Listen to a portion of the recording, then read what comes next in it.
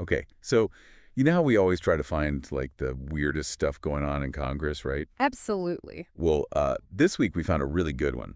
Oh, yeah. So, I don't know if you saw this, but, like, Democrats were singing "We Shall Overcome" in the House chamber. I did see that.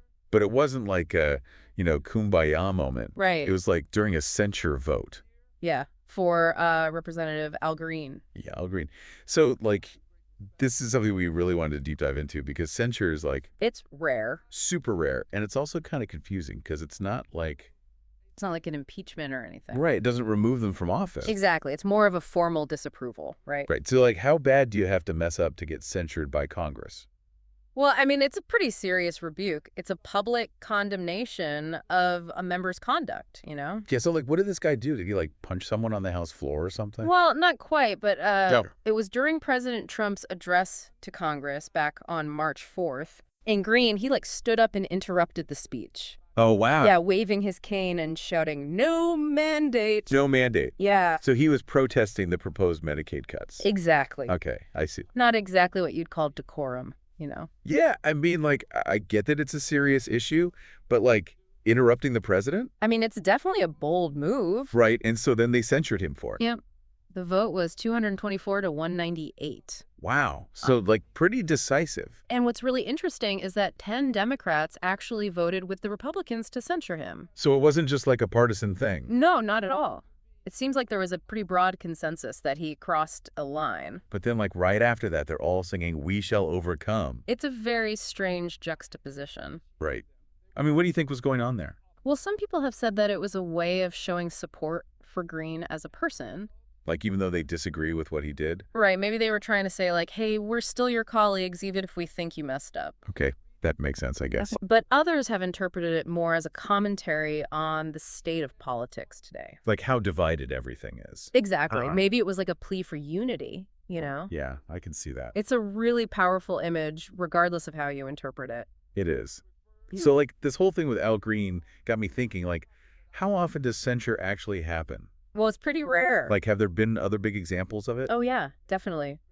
One of the most famous cases is Senator Joseph McCarthy back in the 1950s. Oh, wow. That's going way back. Yeah, he was censured for his conduct during those Red Scare hearings. Oh, right. I remember learning about that in history class. Basically, he was making all these accusations about communists infiltrating the government. Like ruining people's lives. Exactly, and it turned out that a lot of his accusations were completely unfounded. So they censured him for that. Yeah, they basically said that his actions were a threat to the integrity of the Senate. Wow. So, like, censure is really reserved for some pretty serious stuff. Yeah, it's not something they do lightly. So, like, besides McCarthy, have there been any other notable censures? Yeah, more recently in 1998, House Speaker Newt Gingrich was reprimanded. Okay, reprimanded. Is that like the same thing as censure?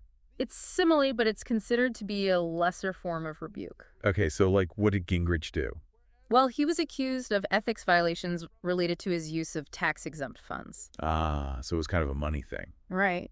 Interesting. So, like, it seems like censure has been used for all sorts of different things. Yeah, it can be for ethical breaches like with Gingrich or for conduct that undermines the institution like with McCarthy. Right. So, like, going back to Al Green, do you think his censure will have any lasting impact on his career?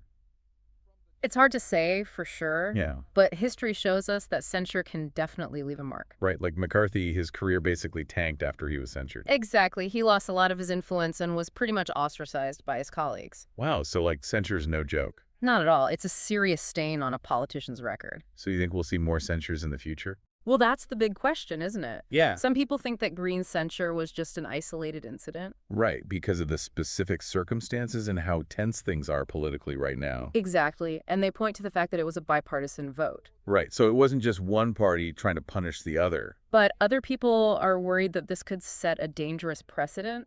Like, what if it discourages other members of Congress from speaking out? That's a valid concern. I mean, shouldn't elected officials be able to express their opinions freely? Even if it means interrupting the president. It's a tough question. Right, because on the one hand, Congress needs a way to hold its members accountable. Right. But on the other hand, you don't want to stifle debate or dissent. Exactly. It's a really delicate balance. So, like, where do you come down on this?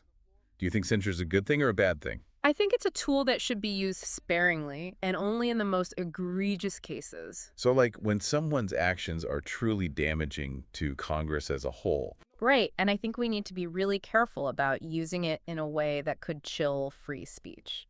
Right, because that would be really bad for our democracy. Absolutely.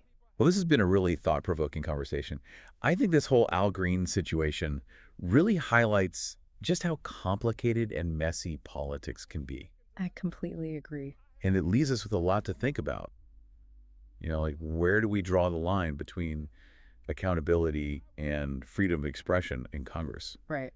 And how do we make sure that censure is used appropriately and not as a weapon to silence dissenting voices? Definitely something for all of us to ponder. Absolutely. Thanks for joining me for this deep dive. It was my pleasure. And thanks all of you for listening. See you next time. See you next time. Bye.